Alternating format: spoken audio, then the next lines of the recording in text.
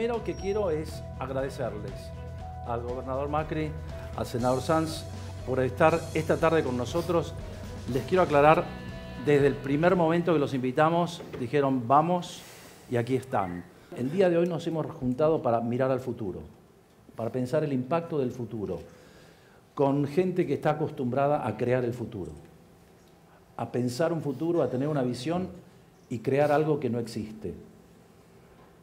¿Podemos hablar un poquito de sus visiones de futuro de Argentina 2020, 2030? ¿Sobre qué pilares, sobre qué modelo piensan ustedes cada uno? ¿Cuál es su visión y los valores sobre los cuales ponen una Argentina pensada para los hijos y para los jóvenes que están acá?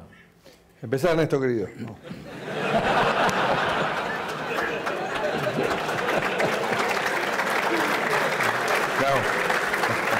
Anímese, hombre. No sé si lo conocían, buenas tardes, es el ingeniero Mauricio Macri. Eres Ernesto Sánchez, le dicen. Me une con él un entrañable amor, Boca Juniors, no sé, epa. Usted creían que iba a decir Gaby Michetti, pero Boca Juniors, ¿eh? Además de Gaby Michetti. Bueno, arrancamos. No, pero además, permitámonos algo entre los dos que veníamos hablando. Por favor. Nosotros siempre aceptamos los debates públicos. Siempre decimos que sí. Y lo digo por él, lo digo también, permítanme, en el caso particular mío. Y a veces uno se siente incómodo de tener que hablar ciertas cosas de la Argentina sin tener la posibilidad de tener una réplica de quienes tienen otra visión o han tenido otro protagonismo en estos años, ¿no? Entonces pareciera como que cuando uno habla y no hay otros protagonistas, uno se aprovecha, pero bueno, es la situación, ustedes lo comprenderán. A ver, ¿desde dónde me paro yo hoy? Yo me paro en una etapa en la Argentina en donde hay un final, pero algunos dicen que es un final de ciclo.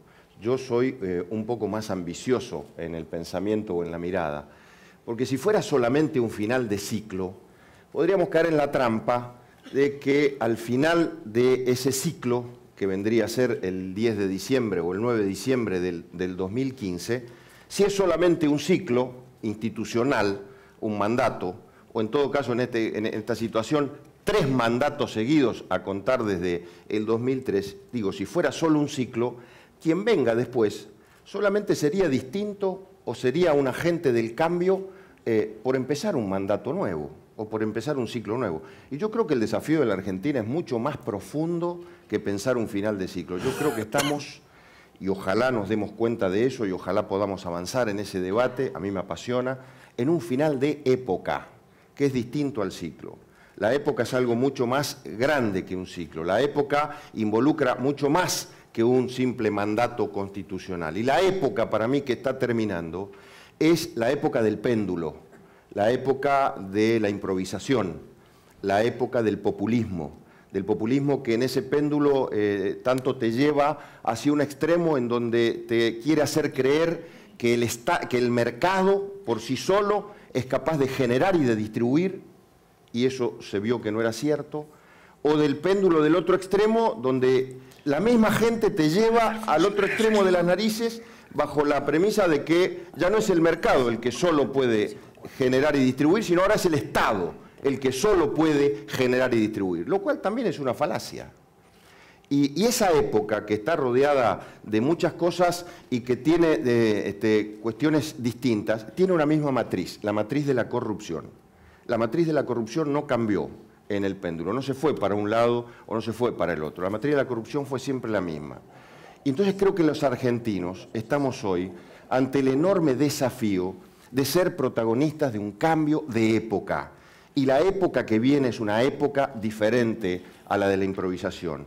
Tiene que ser una época de una planificación racional, pero cuando digo planificación no me estoy yendo tampoco al extremo de la planificación dirigista o la planificación. No, planificar un gobierno significa darle objetivos, prioridades, hacerse cargo de cuáles son los problemas más urgentes de la Argentina, saber aprovechar las oportunidades que son mucho más importantes y fuertes en la Argentina que viene que los problemas. Yo soy un optimista por naturaleza y creo que las oportunidades que vienen son mucho más potentes y mucho más profundas que los problemas, por más fuertes y difíciles que sean. La Argentina que viene es una Argentina con decencia. Por eso es que hoy en los portales, si ustedes están viendo ahora en este momento, hay unas declaraciones mías vinculadas a crear la CONADEP de la corrupción, que es todo un símbolo. Después veremos cuál es el organismo. La CONADEP de la corrupción es un símbolo de la Argentina que viene para que la violencia moral y la violencia ética que se ejerce desde arriba y que explica muchas veces la violencia abajo, la violencia en los sectores sociales más vulnerables, no ocurra más, y es una manera de combatir la inseguridad y la violencia en general. Una Argentina...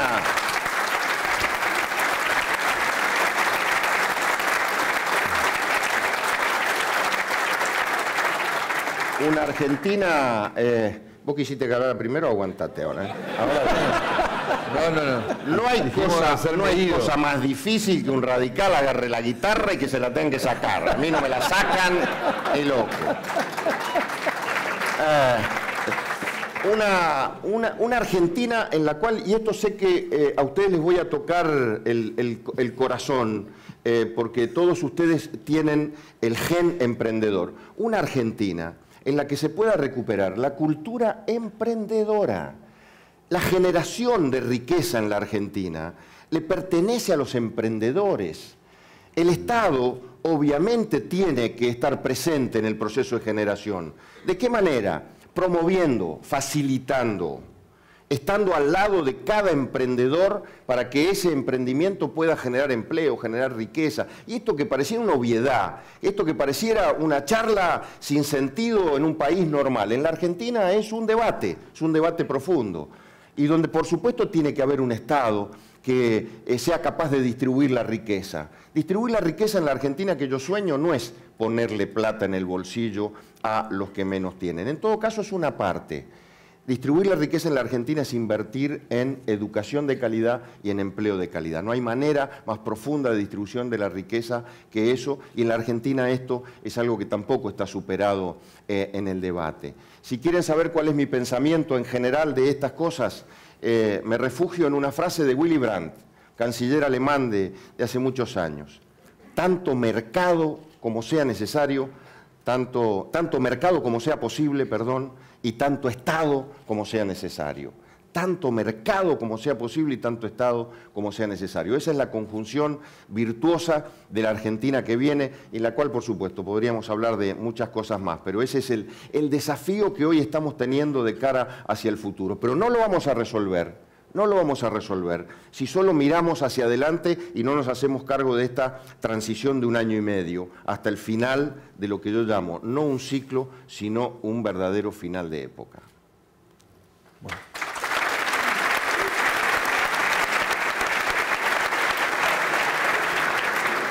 Bueno, nuevamente gracias por la invitación y compartir acá con Ernesto es un honor. Y voy a tratar de, en esta dinámica, de no repetir y tratar de agregar, porque creo que sobre todo con la última parte tengo una enorme coincidencia y con la primera parte también. Pero mirar el futuro, ¿qué es mirar el futuro, no? Yo hice unas notas pensando que era una disertación y después preguntas, pero mirar el futuro... Yo me puse a pensar justamente el otro día, hace unas semanas, que fui a Maicha del Valle, en Tucumán, por si algo le agradezco a la política que estoy conociendo este maravilloso país que es sorprendente día a día.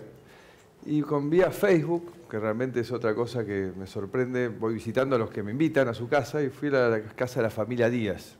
Estuve con Vivi y con Flor, con todos los padres, varios eran hinchas de Boca, por supuesto. Vinieron todos los de la Maicha a sacarse la foto.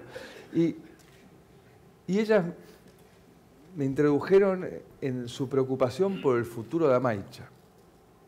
Su preocupación porque la escuela pública de Amaicha estaba en pésimas condiciones de infraestructura y no daba cabida a los chicos, y que porque los chicos cuando se recibían, Amaicha no les daba trabajo y se tenían que ir. Y ellos aman ese lugar, que es un lugar único en el mundo. Y ella me decía que nosotros tenemos montones de ideas, y ellos organizaban hasta las colonias de vacaciones y festivales para recaudar, para arreglar el bañito, todo, para ver cómo seguir y a dónde vamos y cómo hacerlo. Y la verdad que, dije yo, esta gente está mirando el futuro. Y esto pasa por donde viajes en el país. Están los dos capítulos. El capítulo de las angustias actuales, con la inseguridad, con la inflación, esa estafa monumental de los malos gobiernos. Están preocupados por el empleo futuro, y hacia dónde vamos, pero también tiene una enorme esperanza, lo que vos decías. Todos sienten que pueden producir mucho más de lo que están produciendo, de lo que ellos saben. Y esto es en cada economía regional. Por eso yo digo, y ahí vuelvo a coincidir con Ernesto, que más allá de la multiplicidad de problemas que se han generado inútilmente, artificialmente, tosudamente en esta década, las potencialidades son infinitamente mayores. Y con la agroindustria, con la minería sustentable, con el gas, el petróleo, vaca muerta, con la logística, con el turismo, seguro, si nos organizamos institucionalmente, si le damos transparencia a nuestra relación público-privada, como marcaba también Ernesto, resolvemos todos los problemas de pobreza extrema, que es la primera prioridad. Pero sabemos todos, y ustedes estuvieron hablando de eso hoy, que lo que nos hace sustentables en el tiempo es la innovación y la creatividad. Porque nunca sabemos hasta cuándo la soja vale lo que vale hoy. Tal cual. No tenemos la menor idea cuánto van a valer los minerales, que ahora sabemos que tenemos como valor, habiéndole dado una enorme distancia de progreso a Chile en los últimos años. O si llegamos a tiempo con vaca muerta, antes que las energías renovables sigan avanzando. Es todo un debate que hay que seguramente ha estado en la agenda de hoy. Entonces creo que acá hay un capítulo importantísimo en el cual no arrancamos de cero, porque es difícil encontrar indicadores que digan cuál es tu capacidad de innovación como sociedad. Pero cuando uno un poquito hurga y mira, encuentra enorme cantidad de experiencias aisladas muy exitosas. Ustedes hoy tuvieron con Emiliano, el de los satélites. Yo cuando escuché todo eso no lo podía creer, que él solito había pensado todo eso. Y si vas a la publicidad, argentinos conducen las agencias de publicidad más importantes del mundo en este momento. Si vas al conocimiento, a la comunicación digital, a las neurociencias, si vas a Internet, o sea, tenemos por todos lados. Bueno, ¿qué nos falta? Nos falta que esto sea una política permanente de toda la sociedad, sector público y sector privado, juntos para darle el ámbito y la continuidad que esta idea y este espíritu emprendedor del cual hablaba Ernesto tenga continuidad en el tiempo. Y por supuesto, instituciones, reglas de juego claras, para que esas ideas maduren acá y no se vayan al mundo y maduren en otro lugar y agreguen valor en otro lugar, que no es nuestro país. Son lo que llaman los ingleses los problemas de la última milla. Nosotros le diríamos faltan 5 para el peso, ¿no? Pero más o menos eso. Pero lo tenemos una base de la cual arrancar y fue eje y es eje hoy en nuestro gobierno de la Ciudad de Buenos Aires, donde hemos puesto la innovación, la tecnología en cada detalle, porque además es una enorme oportunidad para construir el Estado de otra manera, porque ya que se ha destruido el Estado, no tenemos que construir el que teníamos antes. Ahora aprovechemos a construir uno del siglo XXI, con Internet, como hemos hecho en la ciudad, que somos el primer gobierno abierto de la Argentina, tiene toda la información sensible en Internet, para que ustedes primero controlen, pero después para que estén más cerca, sepan qué es lo que hacemos. Y aparte, eso te permite apostar a un modelo de inteligencia colectiva, que es que entre todos con esa información sensible creemos nuevos instrumentos que faciliten la vida. Hoy, con la información que está en Internet y los teléfonos digitales, llamamos a reuniones que yo aprendí con Avogadro, un exalumno de acá, hackathons, y vinieron cientos de jóvenes. Cientos de jóvenes y nos trajeron ideas, y de ellas sacamos 25 aplicaciones. El mapa digital de la Ciudad de Buenos Aires tuvo 22 millones de visitas, que te organiza toda tu vida. Hoy podés saber cómo moverte, qué es lo que hacer en la Ciudad de Buenos Aires a partir de toda esa información que hay ahí. O cómo llego, que con tu celular ya sabes dónde estás, le decís dónde querés ir y te combina el subte, el colectivo, el tren, la bici y todas las cosas que tienen que funcionar. Entonces, eso marca solamente el principio de la cantidad de cosas que se pueden hacer. O Impact Tech, que creamos también con Social Lab, una ONG, para recibir ideas que impacten en más de 1 millón de personas. en términos de agua potable, de comunicación, de acceso a todo tipo de bienes y servicios. Vinieron 160 ideas en esta última. Increíble. Elegimos 5. Una va premiada a Singularity, a terminar de desarrollarse y adquirir conocimiento como hizo Emiliano. Una que me acuerdo, una barra de dulce con todos los nutrientes que combate uno de los grandes problemas que tenemos hoy, que es desnutrición. Nosotros tenemos desnutrición y obesidad en más de la mitad de los chicos, en términos de obesidad, que viven en la Argentina. Y la otra, que con un pequeño dispositivo que se usa en el celular, van a poder las tarjetas sociales que tenemos nosotros en todas estas vos, que tenés Ciudadanía Porteña o ticket para comprar, no tengas que ir al supermercado, que lo puedas hacer en el comercio del barrio de la villa, y eso permite que dé 2 vueltas más la plata en la villa y de otra dinámica en la villa, sin, por supuesto, menospreciar el rol que tienen los grandes supermercados. Entonces digo, y estas cosas son las que vinieron, la que viene estoy seguro que van a venir 300 ideas. Entonces eso está acá, eso existe. Esto hay que potenciarlo. Y como decía Ernesto, hay que potenciarlo dándole ámbitos de trabajo normales, no confrontativos, con reglas de juego claras. Si no, el mundo lo que primero te roba es la inteligencia. Y ya lo hemos vivido, ¿no? Porque este ejemplo que di la publicidad lo vemos en todos lados. Cuando fui a Wall Street hace poco a plantear el futuro de la Argentina, los 7 economistas jefes de Latinoamérica, de todos los bancos que vinieron, que eran como 10, eran todos argentinos. Dije, genial, pero la verdad que esta inteligencia que hemos ido perdiendo por esta falta de ámbito de cooperación y de trabajo. Muy bien.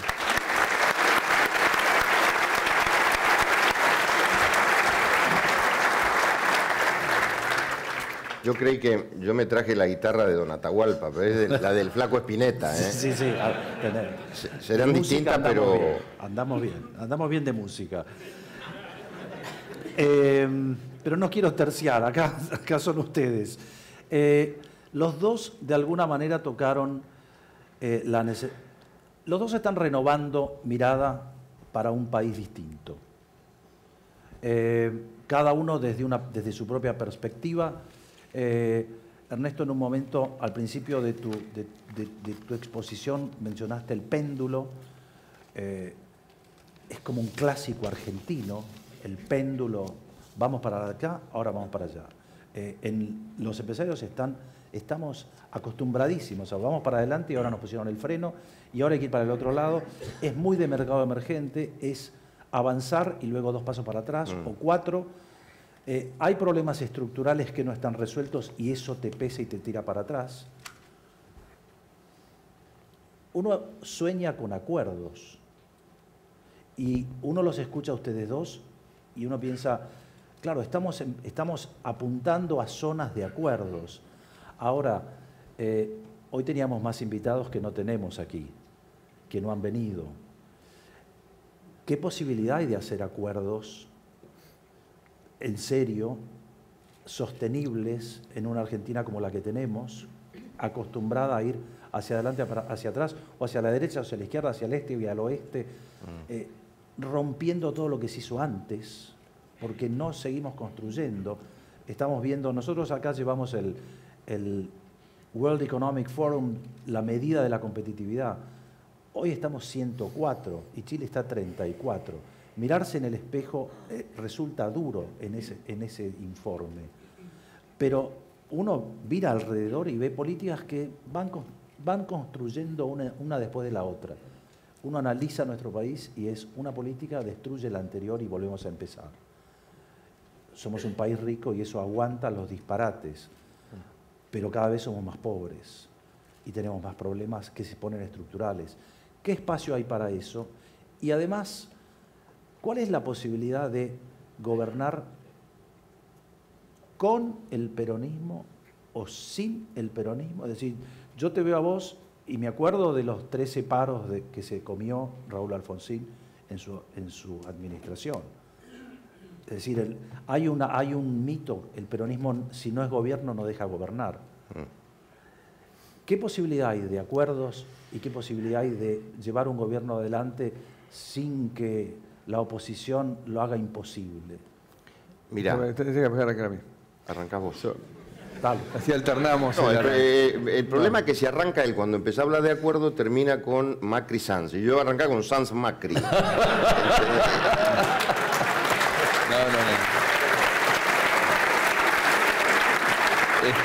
Está muy bien.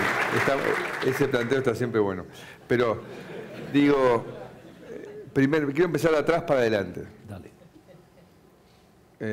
Me parece que gobernar tiene que ver con tener criterios, con saber armar equipo, con saber cuáles son tus prioridades.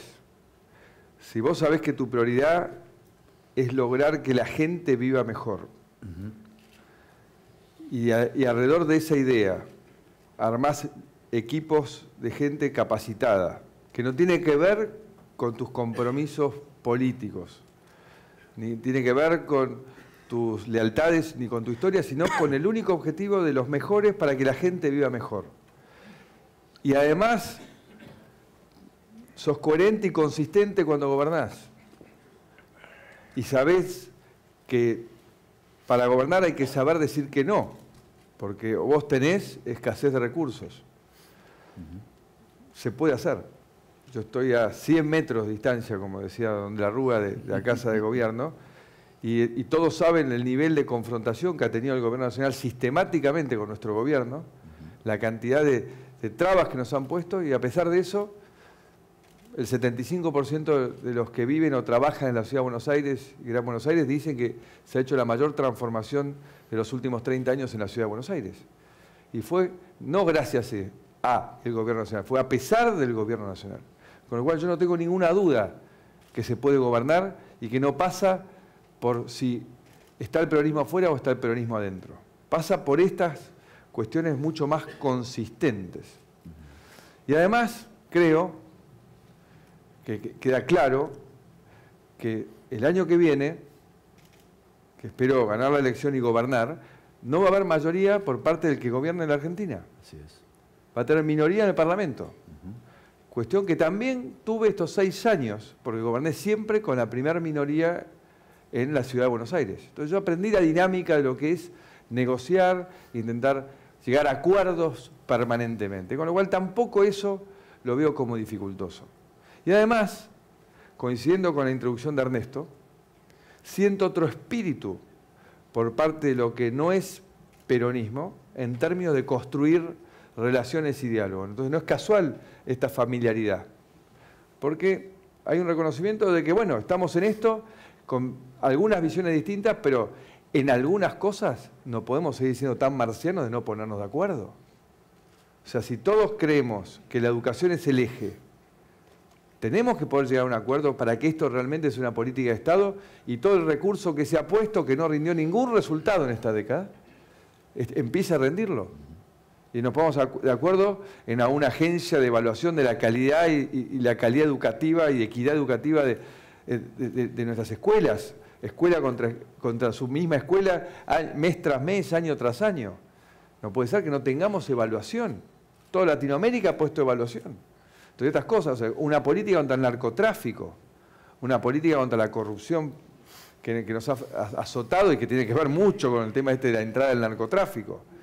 Una política de federalismo, o sea, una política de defensa de la moneda, o sea, hay 4 o 5 cosas que llegó la hora que nos pongamos de acuerdo, ¿no? Entonces creo que hoy siento que hay un espacio más amplio, distinto, donde creo que, bueno, esta década que unos dicen ganada, otros dicen desaprovechada, yo creo que es una década de aprendizaje, donde entendimos que la gente necesita que la dirigencia se ponga de acuerdo. Y también necesita que la dirigencia en general participe.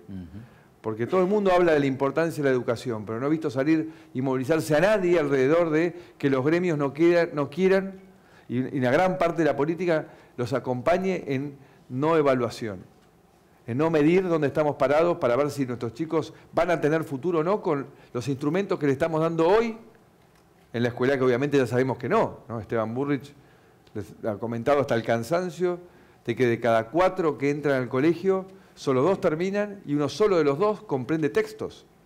Con lo cual, uno solo de cada 4 puede conseguir trabajo en la Argentina. Y en esa cosa tan básica todavía no lo hemos logrado. Pero, insisto, creo que viene una época en la cual va a haber, y siento que va a haber otra vocación, y esa vocación va a ser mayor en la medida que la sociedad se movilice, no solo en lugares como este a escuchar, sino en todos los lugares, para exigirle a su dirigencia que construya políticas de Estado. Bueno, a ver, creo que hay un prerequisito en este debate, en esta discusión, respecto a la posibilidad de acuerdos a partir del 2015, que suscribo, obviamente. Soy un hombre de acuerdo, de diálogo, y pertenezco a una generación democrática que fue cobijada bajo el influjo de una mirada positiva. No soy anti, no me crié en un espacio de anti tal cosa. Yo tengo una mirada positiva y de creatividad, de energía positiva en la política. Pero en la Argentina hay una deuda, una asignatura previa que nosotros tenemos que afrontar, que es la de recomponer el equilibrio del sistema político. Ninguna de las cosas que ha dicho Mauricio, que yo suscribo y que estoy dispuesto a llevar adelante también desde un gobierno, pueden llevarse a cabo si no hay un sistema político equilibrado. Porque muchos de los males que hemos vivido en estos últimos tiempos, y les diría que también forman parte de lo del péndulo de los 90, tienen que ver con la pérdida del equilibrio del sistema político. Algunos podrán pensar que el equilibrio del sistema uno lo mira, por lo menos desde mi óptica, desde mi pertenencia partidaria, a aquellas épocas del bipartidismo tradicional. No, en muchos países existe el equilibrio a través del bipartidismo. Lo es en Estados Unidos, lo es en España, lo es en muchos otros países. Pero en otros países no necesariamente a través del bipartidismo. Hay 3 o 4 partidos, pero hay equilibrio. ¿Qué significa tener equilibrio? Que no pueda existir en un país la foto de la elección presidencial del año 2011, donde la tragedia no fue que quien ganara con el 54% de los votos. Eso no es ninguna tragedia. En todo caso es un activo, es un valor. Ojalá un gobierno pueda tener semejante respaldo social. La tragedia fue que la diferencia entre el primero y el segundo fue más de 40 puntos. No hay forma de mantener una democracia equilibrada con semejante diferencia. Y eso explica el vamos por todo, eso explica la extorsión, eso explica la arbitrariedad, eso explica muchas cosas, no solamente desde la gestión de un gobierno, sino explica los comportamientos de muchos protagonistas de la democracia argentina de afuera. Eso explica lo de los jueces. Paréntesis que habrá que hablar en este tiempo del debate de la justicia. Yo soy muy crítico de la justicia argentina, enormemente crítico de la justicia, y fui consejero 4 años de la magistratura. Y reconozco que hay un gran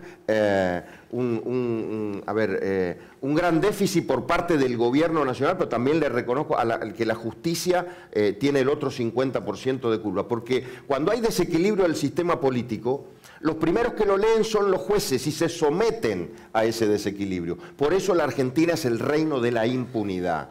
Pero también lo sufren los empresarios el desequilibrio, porque pierden las reglas del juego y entonces para poder saber qué hacen con su empresa tienen que levantar un teléfono y llamarle a un señor, y si del otro lado ese señor, entre comillas, que te contesta es Guillermo Moreno, estamos en el horno, como dicen los chicos. Y también reciben ese mensaje del desequilibrio los periodistas y los dueños de medios y, en definitiva, toda la sociedad. Entonces, yo creo que el prerequisito para poder hablar de gobernabilidad a partir del 2015, de acuerdos sobre políticas de Estado y de muchas otras cosas profundas, es devolverle al sistema político argentino el equilibrio. Y acá me paro, porque me encantaría que en lugar de ser 2, hubiéramos sido 3 y hasta 4, porque no es menor este debate en los tiempos que se vienen en la Argentina, porque el equilibrio del sistema político hay que mirarlo con lupa, no sea cosa que estemos a través de divisiones artificiales del partido de gobierno generando el monstruo en el 2015 de los 2 tercios que no hubo en esta época, para reformar la Constitución, para seleccionar a los jueces que se quieren, echar a los jueces que se quieren, etcétera, etcétera, etcétera. Por supuesto que se van a encontrar con un escollo muy difícil. Él tiene sus aspiraciones de ser presidente, yo también las tengo, su partido, mi partido, y estos escollos son muy difíciles, pero ojo con estas cuestiones, porque el equilibrio del sistema político empieza a jugarse ahora en esta situación. Y respecto a lo del equilibrio ya de cara al 2015 y a los acuerdos, la Argentina va a vivir un escenario que nunca vivió, estoy convencido, en la próxima elección presidencial. Creo que va a haber segunda vuelta, estoy convencido que va a haber segunda vuelta.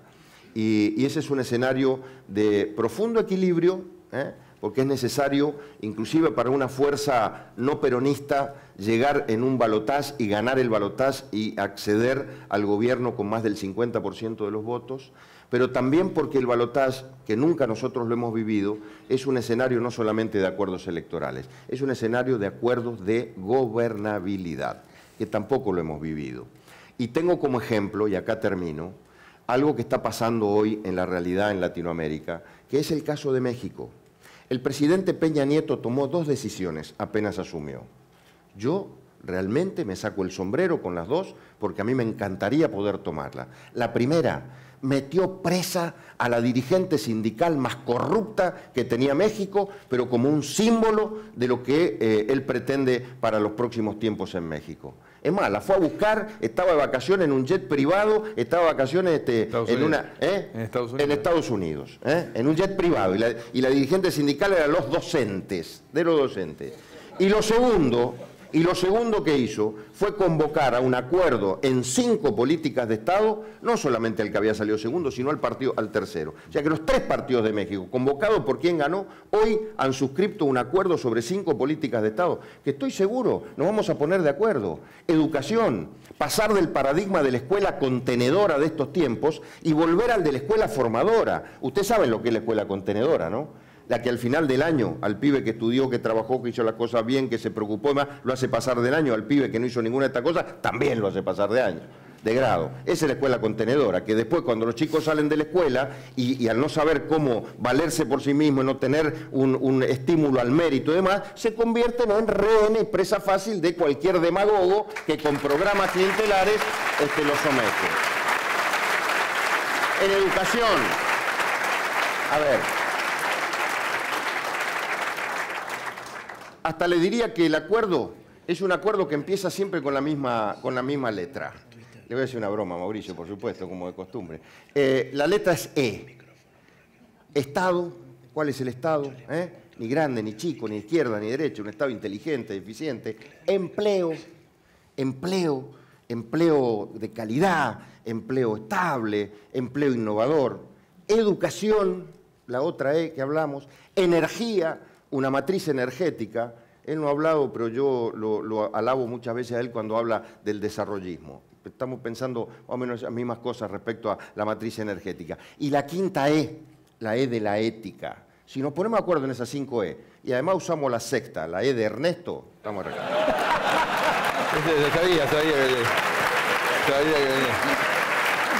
Sabía que venía preparado, ¿viste? Sabía que venía, sí, pero bueno. Estaba bien armado, Vas a tener que buscar con M's ahora. Sí. Voy a pensar a ver cuántas M's son. Gracias. Ok, gracias. Antes de... Dentro de un rato vamos a abrir un poquito a que haya preguntas. Sí, estoy recibiendo acá por Twitter preguntas que vienen saliendo. Pero antes de abrir, y también tenemos algunos periodistas que quieren hacer algunas preguntas y vamos a abrir esta segunda parte.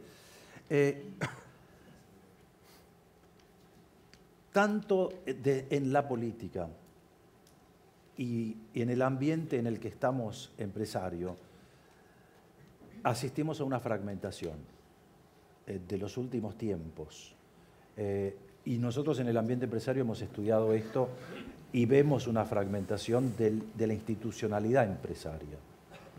El año pasado estuvo aquí un investigador que escribió un libro que está vendiéndose muchísimo y que además tiene un capítulo más o menos suculento sobre Argentina que se llama ¿Por qué fracasan los países? Daron Acemoglu. Daron Acemoglu estuvo aquí en esta misma sala, en este mismo auditorio, y una de las cosas que dijo fue, miren, básicamente la tesis es las instituciones tienen que ser inclusivas, porque si son extractivas, lo único que hacen es hacer una sociedad que no es sustentable y a la larga se canibaliza.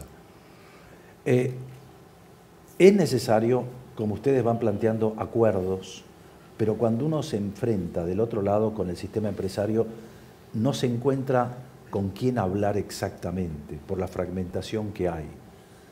Desde allí, ¿cuál es su convocatoria a este empresariado que necesariamente tiene que salir un paso más adelante de su negocio?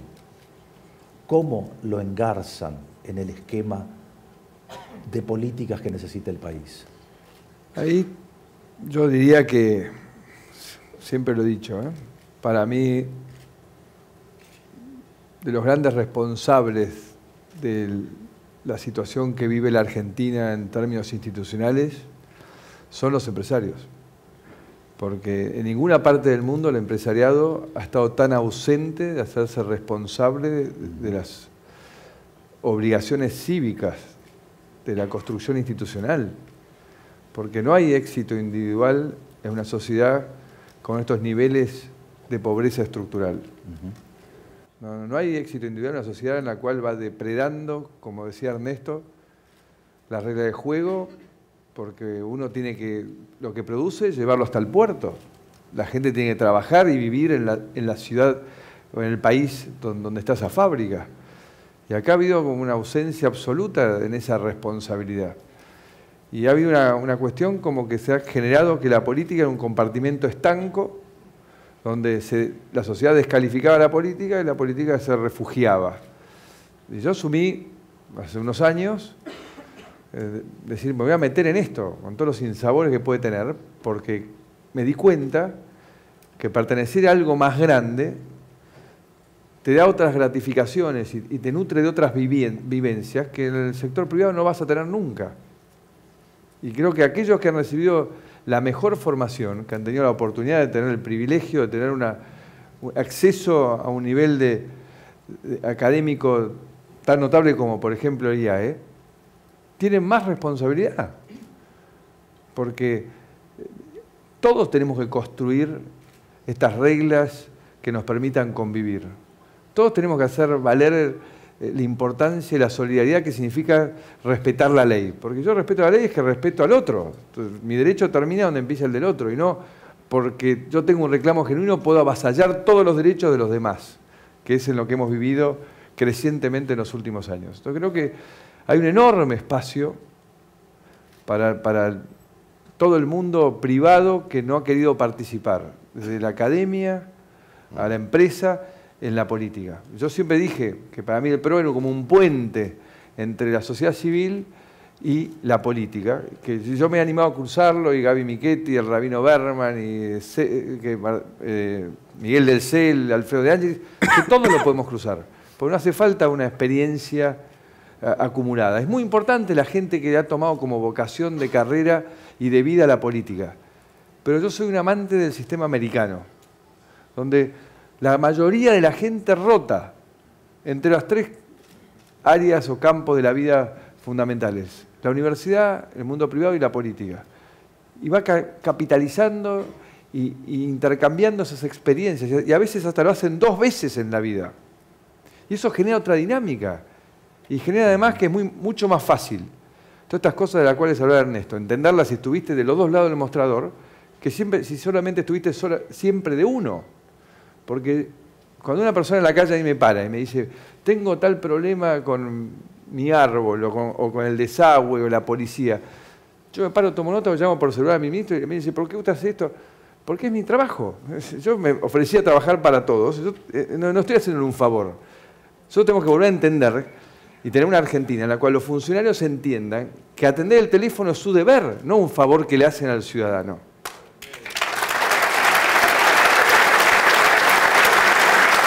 Entonces creo que en ese campo hay muchísimo para hacer.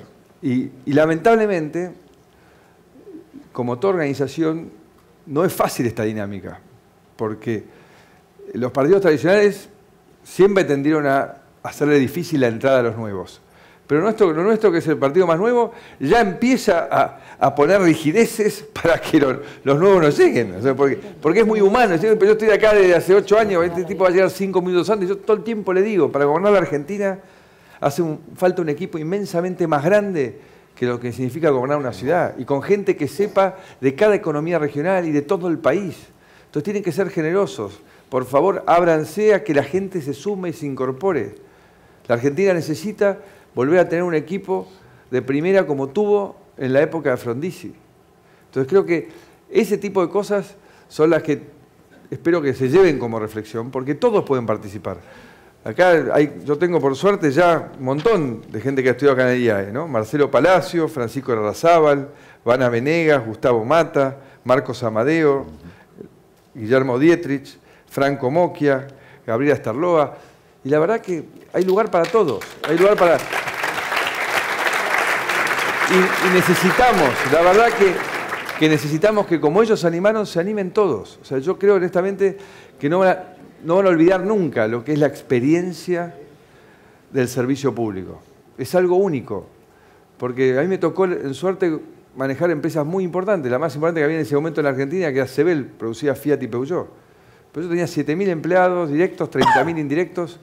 El Metrobús le cambió la vida a 300.000 personas.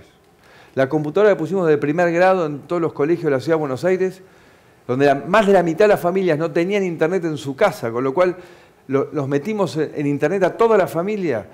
Estamos hablando de cientos de miles de chicos y hablando de la familia, 500.000 de personas. Entonces lo que uno hace cuando hace una política pública correcta, tiene un nivel de expansión, de llegada, de resolución que nunca lo va a tener el sector privado. Pero obviamente necesitamos los emprendedores, como decía Ernesto, que generen y crezcan, porque el empleo público no es la solución. En la Argentina no se genera empleo público privado desde el año 2009. Y lo que genera empleo productivo claramente es el sector privado, el emprendedor y sobre todo el pequeño emprendedor. Entonces creo que hay mucho por sumar, hay mucho por hacer, pero se necesita comprometerse, participar. Así que espero que se vayan de acá pensando que es posible, que no pasa nada raro, y que la medida que más entremos y salgamos de la política, más transparente va a ser. Y Ernesto va a estar feliz porque va a dignificar la política y no va a ser siempre como que, ¿y qué te diga? Político, qué complicado, ¿no? Entonces creo que todos necesitamos que esto sea una cosa de ida y vuelta y el prestigio se comparta en toda la sociedad. Muy bien.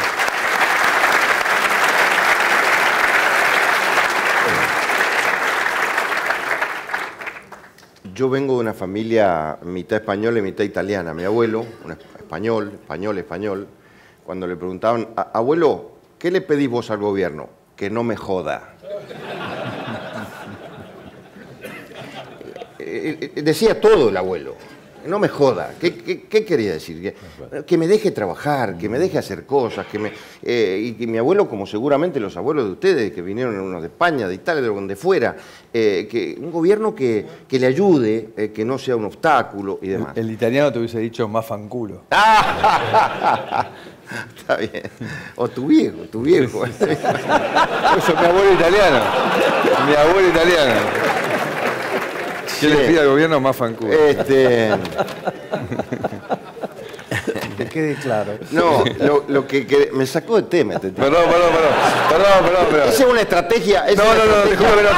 Yo le voy a decir. Te juro que no, te pido perdón. El tipo se ha venido con un ejército de coaching media, ¿no? Yo soy un humilde radical que me vine con alpargata casi venía acá. Y entonces una de las cosas que le dijeron, cuando el tipo está empezando, ahí me estoy... No. Bueno, pero digo, a ver, volviendo a lo del abuelo. Bastaría, si hoy viviera el abuelo podría decir simplemente que no me jodan. No, porque se sabe que los gobiernos joden normalmente. ¿En qué sentido?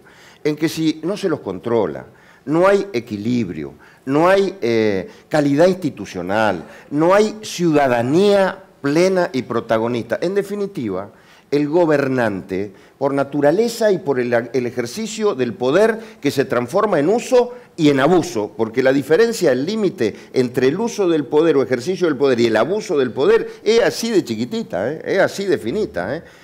Hasta los mejores que han llegado a cargos de gobierno pretendiendo ejercer el poder legítimamente y todo, donde han tenido oportunidad, se abusa del poder, porque el poder es eso es el poder.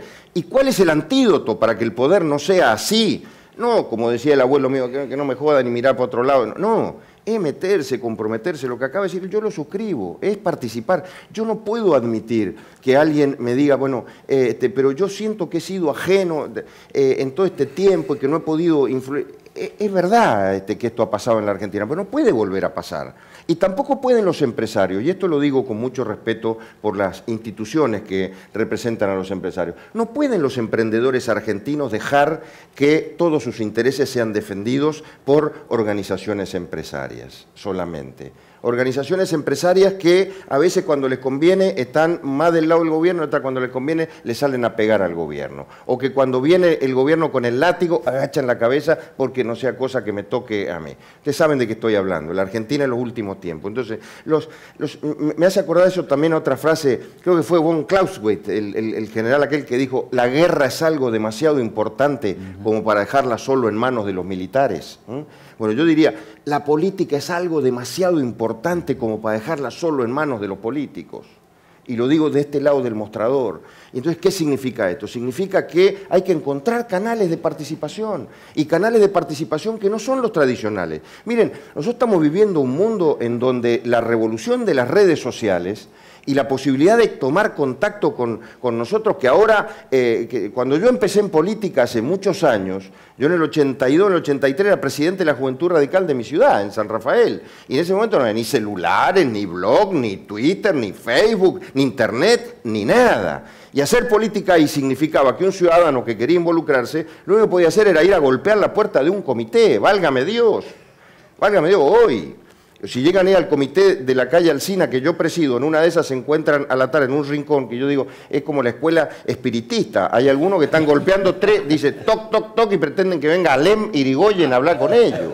Entonces, digo, esas cosas han cambiado. Hoy cualquiera de nosotros tiene la posibilidad de tomar contacto en nuestra condición, él de jefe de gobierno, yo de senador, pero también de candidatos y con propuestas para adelante, con muchas variantes, y creo que eso es lo que hay que aprovechar. Y eso es lo que hay que tener, compromiso, vocación de participación ciudadana, y yo les puedo asegurar que si esto lo hacemos circular en todo el país, no va a haber ningún autoritarismo que pueda pasar por encima de la participación ciudadana.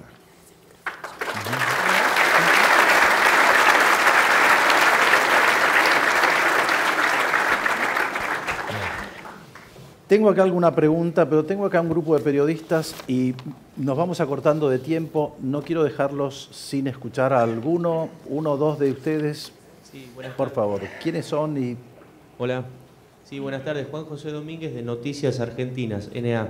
Quería preguntarle a los dos a qué atribuyen la ausencia de los otros dos invitados y qué los diferencia a ustedes de las dos personas que faltan, digamos, con respecto a la carrera presidencial, ya que ambos han manifestado que tienen aspiraciones de ser presidentes, y las dos personas que no están hoy aquí, que han sido invitadas, también. ¿Qué los diferencia y a qué atribuyen que no hayan estado acá y que no hayan participado del debate? A ver, más allá de que pueden haber tenido problemas, no quiero ser extremadamente duro porque cada uno tiene su agenda, su vida y demás, pero la verdad es que yo considero que si alguien toma la decisión de ser candidato a presidente de la Argentina, con la riqueza de debate que necesita la Argentina, en todo, en cómo nos paramos en el presente, cómo miramos al futuro y también cómo nos paramos respecto a los hechos del pasado. uno tiene que estar presente en todos los debates, ir a todos los debates y aguantarse todos los debates y que la sociedad al final, que es la única juzgadora, pueda definir. Yo acepto ir a todos lados y no lo hago desde la condición de un opositor que no tiene... Porque yo cada vez que voy a un debate y, por ejemplo, me sientan un oficialista, lo primero que me tira es lo del helicóptero de la Rúa. Estoy ya acostumbrado y estoy dispuesto a debatir del helicóptero de la Rúa, de la hiperinflación de Alfonsín y de todas las cosas, de todas las plagas de Egipto. Porque si no estuviera dispuesto a hacerlo, y si no estuviera dispuesto a hacerlo y a que se supiera qué es lo que pienso yo de eso y qué es lo que pienso de la Argentina que viene y demás, no podría ser candidato a presidente. Yo, a ver, lo digo quizá para que se me escuche más allá de este auditorio, con todo respeto, hay que debatir públicamente en la Argentina, en los canales de televisión, en las universidades, en la calle y en donde sea. Hay que debatir, porque la antítesis o el antagónico del debate es el atril. Y después de tantos años de atril, yo por lo menos estoy harto. Bueno.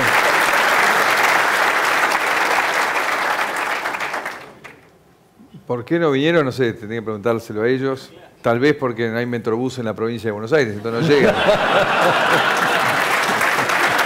Pero ya va a ver. Ese estuvo. Ya va a ver. Después digo, me parece lo que yo siento como una diferencia fundamental en general con todo lo que ha pasado en estos 30 años es de vuelta, ¿no? Una forma de hacer política que se olvidó que la política está para resolver problemas, para construir oportunidades. Y para eso hay que tener un foco en el hacer, porque lo que dinamiza un país, una ciudad, una provincia, son las obras y transformaciones que vos hacés para que la gente tenga más oportunidades, para que la gente viva mejor. Entonces creo que este es el debate que yo pretendo instalar y dar en este año que queda por delante en la campaña, porque yo tenía mi duda si se podía o no cuando arranqué en esto, pero porque me decían que nada se podía cambiar, que para qué me metía en política. Y la verdad que estos 6 años de gobierno en la ciudad, casi 7, me demuestran que se puede, que de vuelta, con esos valores y un buen equipo, y siempre acordándose para lo que uno está. Cada decisión es, ¿esto le sirve a la gente o no? No importa el relato, no importa defender un modelo ideológico, porque nunca puede ser la defensa de un modelo a costa del bienestar de la gente. Entonces, si tenemos claro eso, las cosas se pueden cambiar. Entonces digo, ese es el debate que digamos, siento que marca una diferencia con lo que se ha vivido en la Argentina en estos años. Yo, perdóname, rompo la regla. Por favor, no, pero un minuto nada más. Sí, sí. Yo, por ejemplo, hoy me hubiera gustado debatir con los representantes del oficialismo en sus distintas vertientes.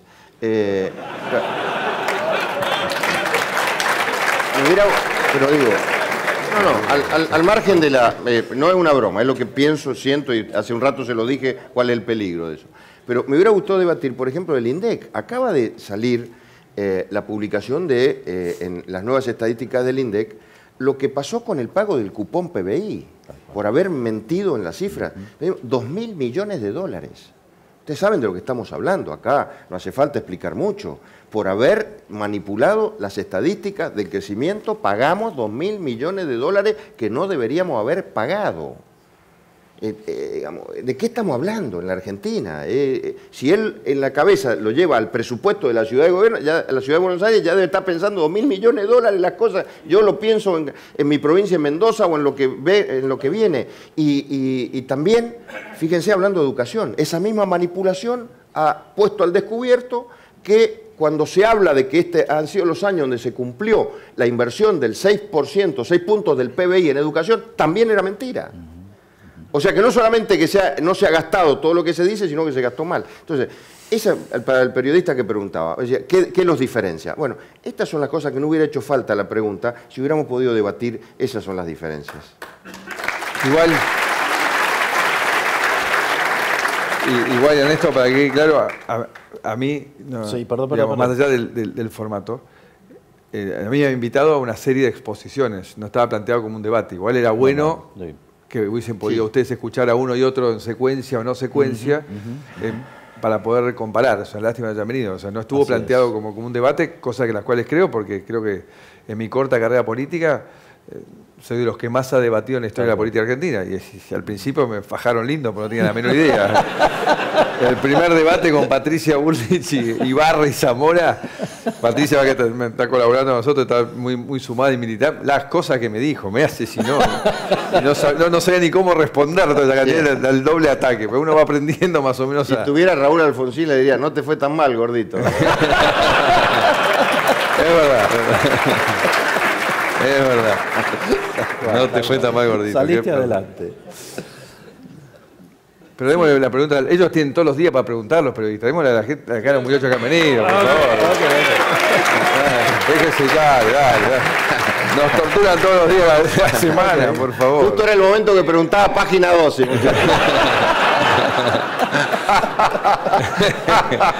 Lo teníamos todo calculado.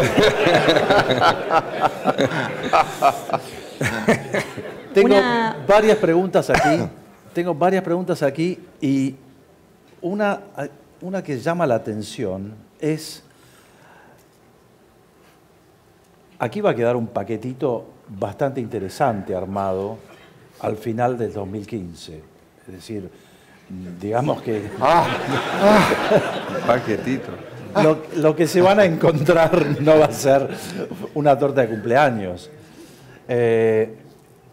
¿Cómo piensan operar, maniobrar frente a esta... O sea, no va a haber sorpresa, pero esto no va a ser un arranque fácil para ninguno de los que acceda cualquiera sea el que gane. El paquete va a ser fuerte, va a ser complejo. El legado es una década difícil, digamos. ¿Qué piensan? Cortito, porque no vamos a desarrollar todo un programa, pero a ver, esto es una cuestión de actitud, ¿eh? Es una cuestión de cómo se para uno en el arranque.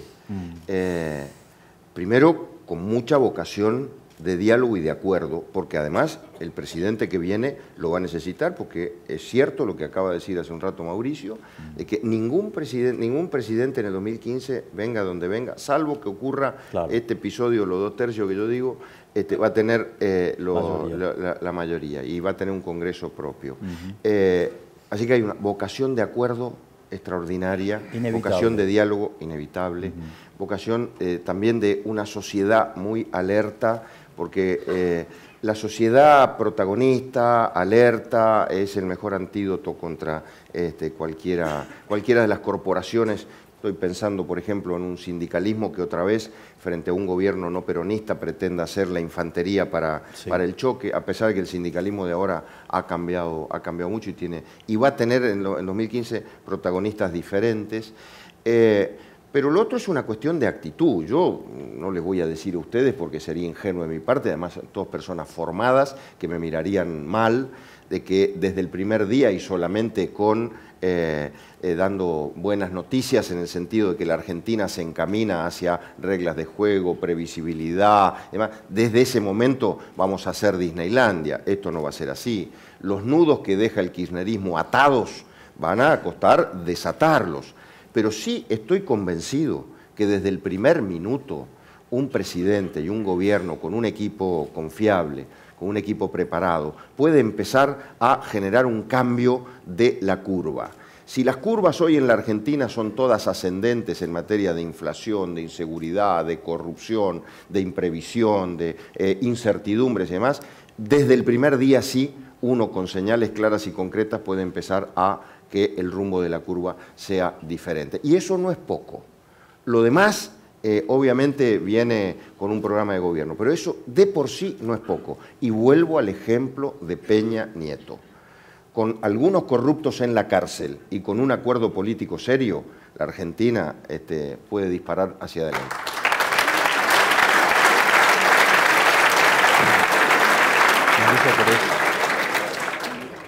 Yo, la verdad que también tengo una visión muy optimista.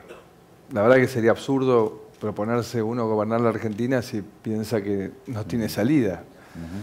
Creo claramente que se han demolido muchas instancias institucionales en la Argentina y se ha permitido llegar a un nivel de discrecionalidad que nunca habíamos vivido. Y de eso tenemos que volver. Pero insisto en lo que dije al principio, recorriendo la Argentina lo que veo son gigantescas potencialidades. Y además una convicción con que es el momento nuestro que antes no había visto. O sea, cualquier argentino individualmente siente, porque hoy se entera por este fenómeno de la comunicación, lo que está pasando en el resto de la región. Y todos con todo el respeto y el afecto que podemos tener por chilenos, peruanos, colombianos, brasileros, ninguno nos sentimos menos. Entonces decimos, hay algo que hemos estado haciendo muy mal, pero lo vamos a corregir.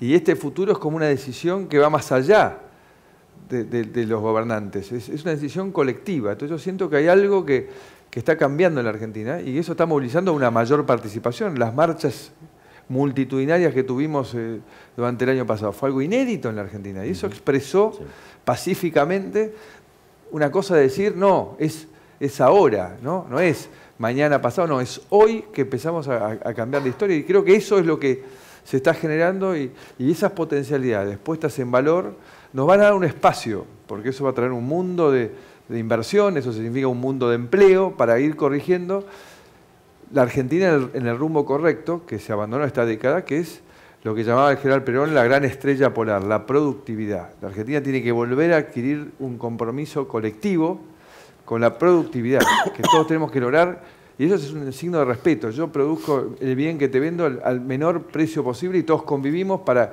que la Argentina crezca y no busco sacar ventajas. Y creo que en eso tengo una visión optimista también de los gremios.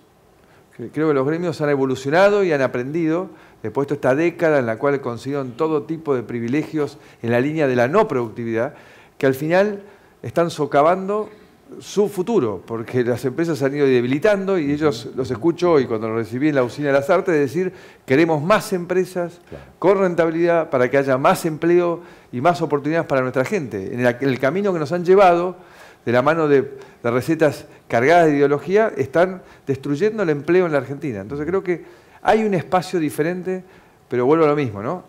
Participando. Quiero agradecerles a los dos. Agradecerles, sé que tienen su agenda, que tienen más cosas, que se han venido hasta acá y han tomado este tiempo. Les agradezco la generosidad de haberse acercado y de haber abierto sus agendas y de haber compartido con nosotros con esta amabilidad, con esta fluidez, con esta calidez. Les pido el aplauso que se merecen.